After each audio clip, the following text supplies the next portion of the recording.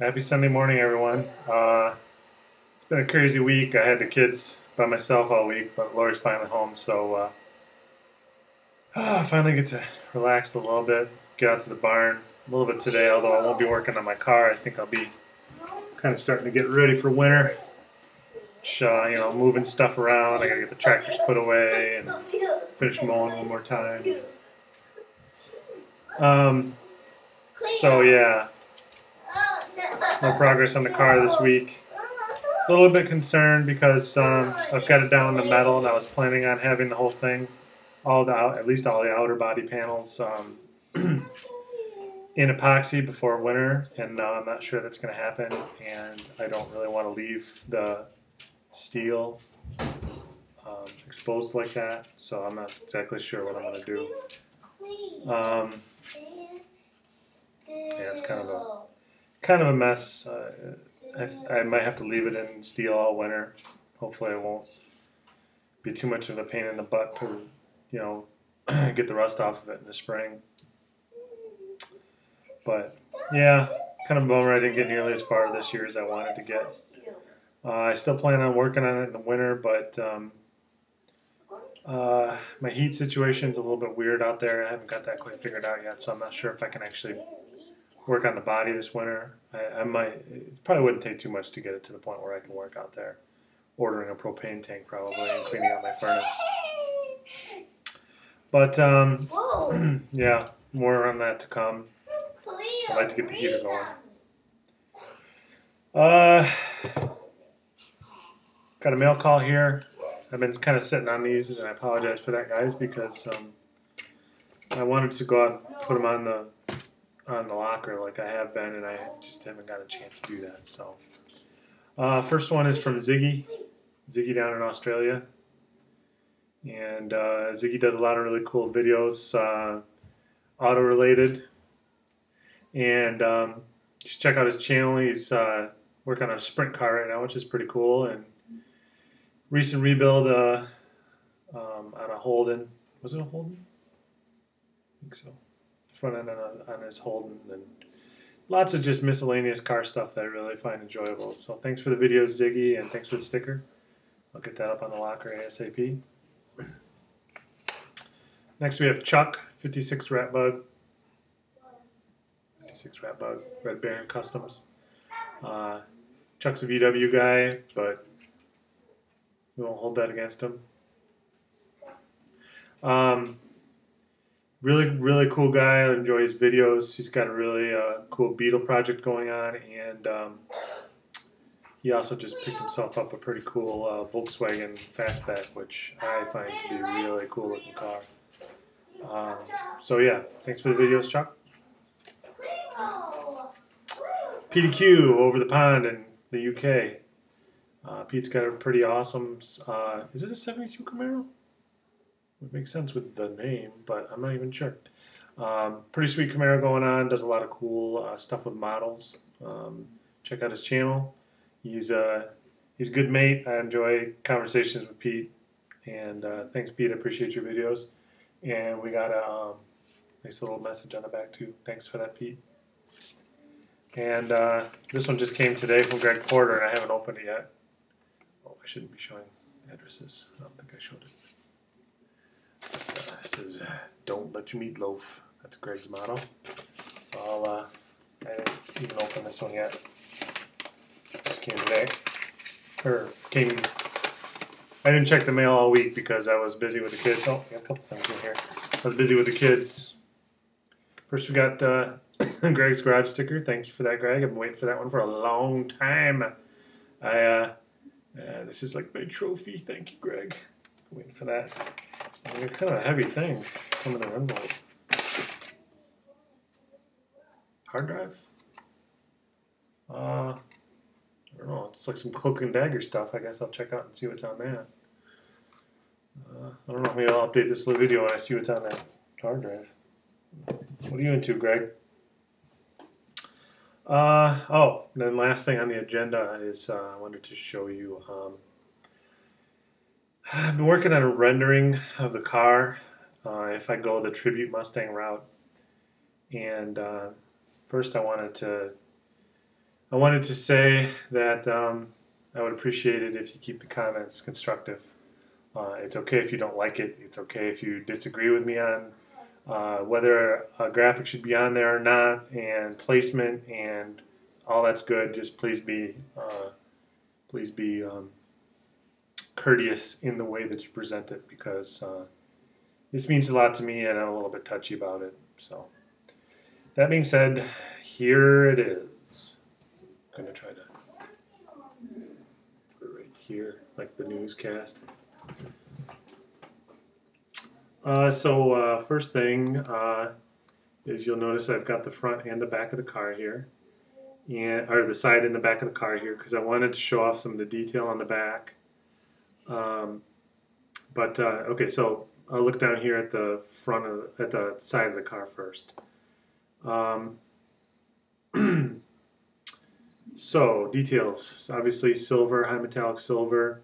I can go brighter or darker with it. Oh, that's not it. You know, give me your thoughts. What do you think? I think that the graphics look better on the lighter silver, so I'm kind of leaning that way. If I don't do graphics, I would probably go the darker gray. But this car I pulled off the web. It's got some ground effects here on the bottom that I probably won't have on mine, so it might look a little bit different. And then up. Well, I'll get to the back later. So yeah, I mean, I wanted to get an idea of what this car is going to look like when I'm done, and I'm not an artist. But what I am is a computer geek, so this is right up my alley, doing this in Photoshop. So the wheels are 05 to 06 Mustang V6 wheels with spinners, and I would scuff them and paint them a dark color, either charcoal or black, shiny or flat, not sure yet. But they would get painted because originally they look like this. And that doesn't flow too well with my plan here. So yeah, I'll paint those. And I can only do so much with the Photoshop, making them look darker. They look a little shiny in this. They probably would not be shiny. Or maybe they would, I don't know, I haven't decided yet. But it gives you an idea of what the 1-inch drop on the front would look like. Probably my rear end would be sitting just a tad lower than this, because I'm not planning on replacing my rear springs, and they do sag a bit. So you're looking at a pretty good representation of the ride height of the car. The grille is also not exactly accurate, because this guy has a completely blacked out grille, and mine would have the not the big Mustang logo pony in the corral in the middle, but the little GT Mustang off to the side. And this guy painted his bumpers, which I probably wouldn't do either. I'd probably keep my chrome bumpers. So it's not an exact representation. It's a work in progress. Now, this is shown with a silver top, which I would do if I get a new top for the car, which is in progress. I'm trying to work that out with Tom, getting a parts car. And if I do, it'll have a whole new silver roof on it. If I don't, it'll look like this with the vinyl top. And again, this is a representation that kind of looks shiny, which the vinyl top wouldn't be as shiny. But I'm going to leave the vinyl top off for right now, just because I prefer it and would prefer to go that route. Now, I'll look at the back of the car. This shows the spoiler and the spoiler end caps that are made out of fiberglass that are available from the aftermarket on this car. I'm not yet sure if I would do that or not. I do like the look of it, just not sure if I'm going to be going that way or not. But I do like the blacked out tail panel. That would be, and the car would be high gloss, but the tail panel and the hood would be in flat. And you might think this is a little weird, but what I'm planning on for the hood is a section that's olive drab, basically like an olive colored green in flat, and that's kind of a reference back to the P51 Mustangs that had that paint scheme um, in order to keep the glare out of the driver's eyes. So still up in the air on that, but that's an option too. And I haven't represented it here because I don't really show the hood very well, so it wasn't really worth my time. Okay, so now let's take a look at the car on the side with all of the optional graphics. Now I might use some or all of these.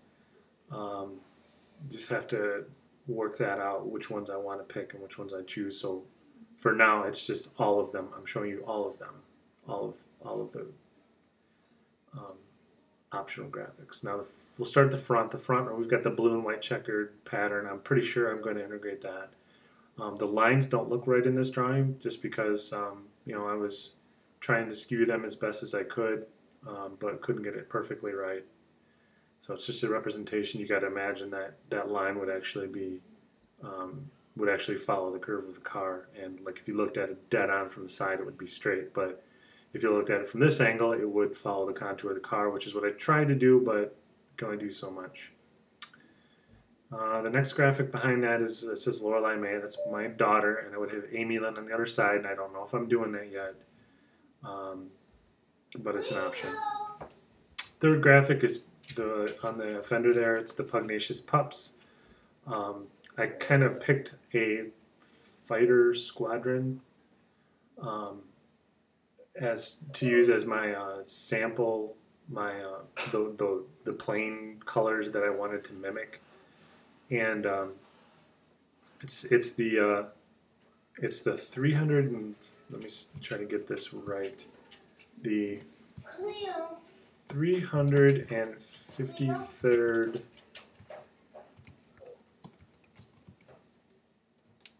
Fighter Squadron, part of the 354th Fighter Group, part of the 9th Air Force. Yep.